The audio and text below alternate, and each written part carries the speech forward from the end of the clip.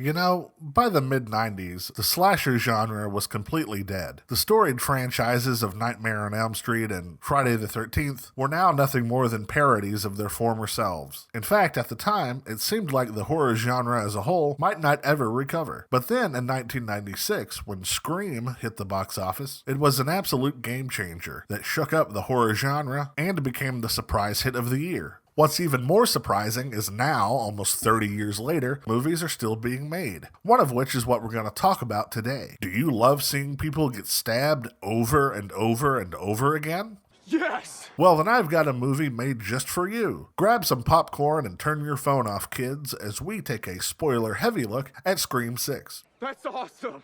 So Scream 6 starts like any Scream movie, with a phone call. Hello? But don't let that fool you, because this time things are different. I'm something different. But it's nothing like last time when things were different. Something about this one just feels different. And certainly nothing like the time before that when things were different. I mean, there are still rules, but the rules have changed. And nothing will prepare you for the shocking reveal that our killer is none other than Flash Thompson.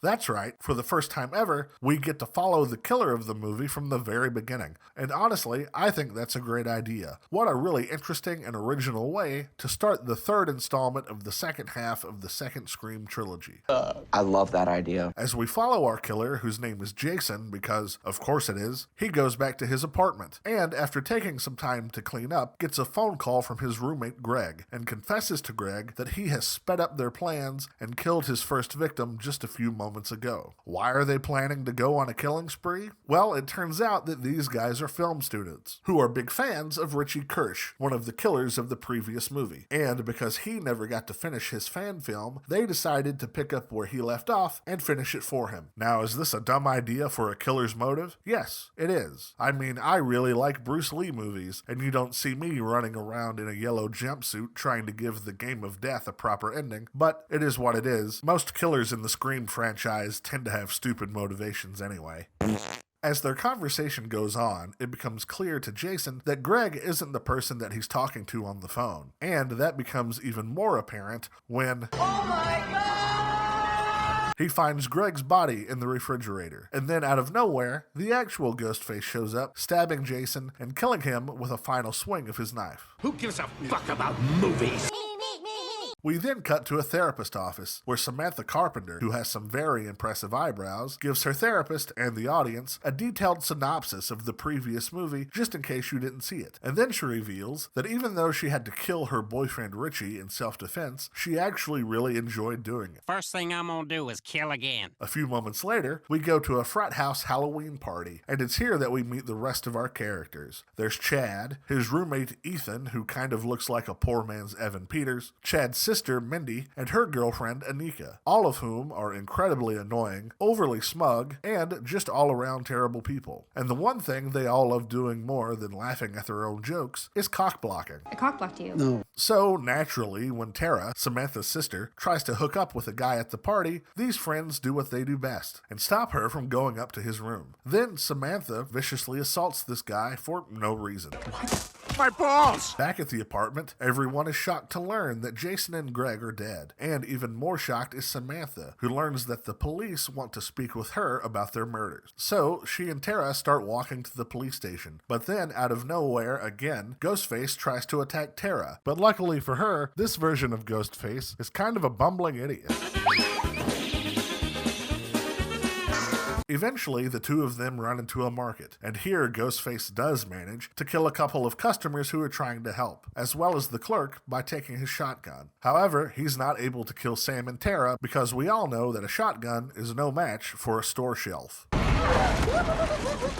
As Sam and Tara run out of the store, the cops show up, and they take them to the police station to ask them questions about what is happening. And it's here that we meet Detective Bailey, the father of Quinn, Sam and Tara's roommate. While he's getting their statements, he's told that the FBI is claiming jurisdiction over the case. And the agent in charge just so happens to be Kirby Reed, who was almost killed in Scream 4, and is played by 2008 Teen Choice Award nominee Hayden Panettiere. It turns out that she has been investigating investigating Jason and Craig for a very long time. And because she has a particular history with a certain Ghostface killer, she's been put in charge of this case. As Sam and Tara leave the station, they're questioned by the press, and it's here that we see the skeleton of Courtney Cox reprising her role as Gale Weathers. Ultimate punch!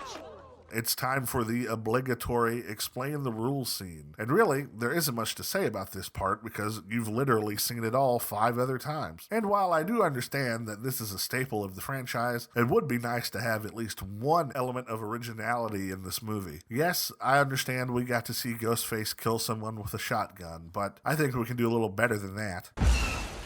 So, later that night, in a desperate attempt to make you not hate these characters, everyone goes back to Sam and Tara's apartment. And once again, Tara tells Samantha that she needs to let her go and live her own life. Then everyone hears Quinn having sex. Or at least, that's what they think anyway. It turns out, it's actually Ghostface who's killing her. Let me in, I'm trying to fuck! Then, after he throws Quinn's body at everyone, he chases them around the apartment, stabs Anika, and then sends her falling to her death. But let's be honest, no one actually cared about that character anyway, so it doesn't matter. The next morning, the police are investigating the crime scene, and then Detective Bailey, who is mad about Quinn's death, agrees to help the rest of the gang catch and kill Ghostface. And then, for some reason, Gale and Kirby show up and argue about who's had the most plastic surgery, but I think we all know who that is. Gale then shows everyone a hideout that Jason and Greg bought so that they could store the merchandise that they bought from the Scream section of the Universal Studios gift shop. And after taking a few minutes to relive almost 30 years of nostalgia, Detective Bailey comes up with a plan to catch Ghostface. What is it? He wants Samantha to go to a public place and wait for a call from Ghostface so that they can trace the call. That is a dumb, stupid, dumb idea. Anyway, Sam does eventually get a call, and as the trace comes in, they learn that the call is coming from Gale's apartment. It turns out that Ghostface is there and is chasing Gale through her apartment. However, she's able to lock herself in her room, and then she exercises her Second Amendment rights.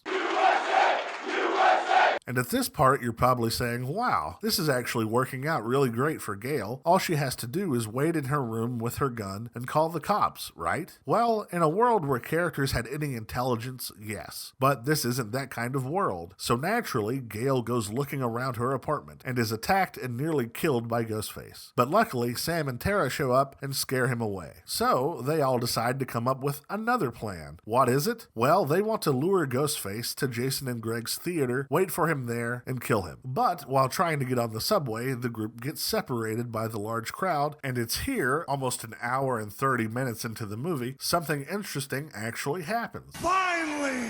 As the characters are separated, they end up in 2 separate trains, full of people in Halloween costumes, and the use of strobe lighting and the crowded train create a tension-filled atmosphere, which eventually leads to Mindy getting stabbed.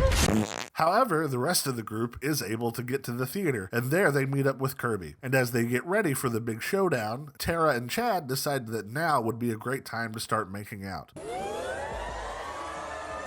But this tongue wrestling match is short-lived, as Ghostface somehow shows up and chases them around the theater. But then, all of a sudden, it's revealed that there are 2 Ghostfaces, and they put more holes in Chad than an employee of Omni Consumer Products. As Sam and Tara make their final stand, the killers are scared off by Kirby, who is then quickly shot by Detective Bailey, who then reveals that there are actually 3 killers. And if that's not wild enough, Quinn isn't actually dead. So why is this happening? Well, I hope you like expository dialogue, because we get a 6-minute long exposition dump just to explain all of the nonsense that's been happening in this movie. But to summarize, it turns out that Bailey, Quinn, and Ethan are the family of Richie, the killer from Scream 5, whom Samantha had to kill at the end of that movie. And they want to take revenge on his behalf. And then there's some hackneyed commentary about social media and misinformation, and they just keep talking and talking and talking. Shut the fuck up. Finally, this diuretic exposition comes to an end when Kirby perks back up and shoots Bailey, which gives Tara enough time to hit Quinn in the face with a brick. Gotcha, bitch! And then she and Samantha make their way upstairs to the exit door. However, because a bulletproof vest means you're immortal, apparently, Bailey hops back up and shoots Tara, causing her to slip. And as Sam struggles to pull her up, Quinn heads up to the balcony and threatens both of them. With Ethan waiting below, Sam is reluctant to drop Tara, but after some encouragement, Sam finally learns to let Tara go. Don't let me go.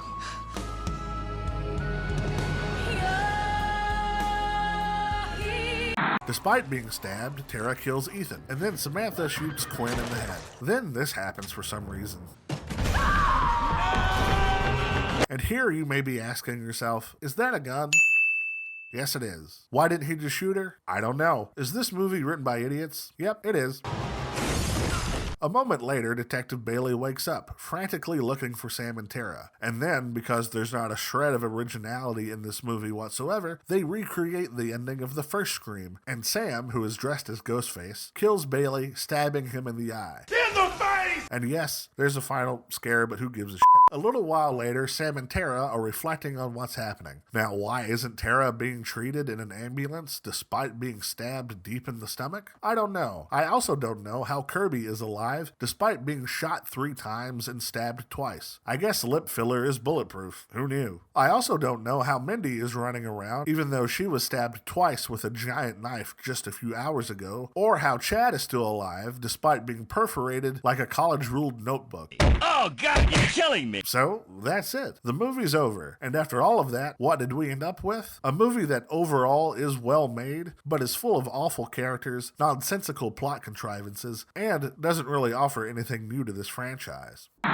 However, before I get into all that, let me first talk about some stuff that I think does work in this movie. I'll start with the fact that all of the actors do a pretty good job. Yes, the characters they play are terrible, and I'll go into that in a minute, but for the most part, everyone is doing a good job with what they're given to do. No one comes across as distractingly bad, except maybe for Hayden Panettiere, whose face seems frozen by time and what I assume is regret. Also, there are a few nicely done sequences in the movie, namely the introduction, the bit in the corner store, and the subway scene. All of these are examples of when the movie really works. There's a fair amount of tension and suspense, as well as interesting camera work and lighting choices that bring it all together. It's just unfortunate that after it's all said and done, none of those moments really affect the story at all, so they might as well have not happened. With that said, the characters in this movie stink. They're some of the worst, self-centered, obnoxious people that have ever been put on screen. Everyone just talks in one-liners, jokes, and quips. It's like all of the worst elements of a Joss Whedon script, but without the charm. And this just goes to prove why the Scream franchise needs Neve Campbell. Yes, it is true that every Scream movie has had its share of irredeemable, annoyingly bad characters. But Sidney Prescott was always there to kind of level that out and give the audience someone to get behind and cheer for. You know, someone who's not a total asshole. Just gonna tase you in the balls real quick. But what really hurts this movie is the abysmal, redundant, derivative script that's full of plot contrivances. If you look back at the original Scream, which I think is an example of meta being done right, it uses self-awareness and reference to bring the viewer into the world of the movie. For the first time, we were watching a horror movie that was aware of the existence of other horror movies, and its acknowledgement of the rules of being inside a horror movie allowed for those rules to be broken, and kept the audience on edge because now anything was possible. So, when those characters found themselves caught up in a horror trope, it was a lot of fun to see if they could get out of it. But when it comes to Scream 6, all of that enjoyment is gone, because they're not doing anything new. It all plays out exactly as you would expect. There's nothing interesting happening because you've literally seen it all before. And perhaps the ultimate irony is that this movie references its own franchise now more than any other franchise, but there are only so many times that a movie can do that before it becomes insufferable, and this film exceeds that number by a wide margin, which just goes to prove that the Scream franchise is as tired and worn out as the slashers of old that it used to reference. I can see your feet. So, would I recommend this movie? No, not really. It's just not very interesting. You've literally seen it all before, done in much more interesting ways. However, if you're new to the franchise and you want to see what it's all about, the first movie is really all you need to see. If you are a Scream mega fan, then you might want to see it just to say that you saw it. If nothing else, it'll prepare you for the inevitable Scream 7. But in my humble opinion, Scream is dead. And if they keep refusing to offer anything remotely new, then it's time to move on.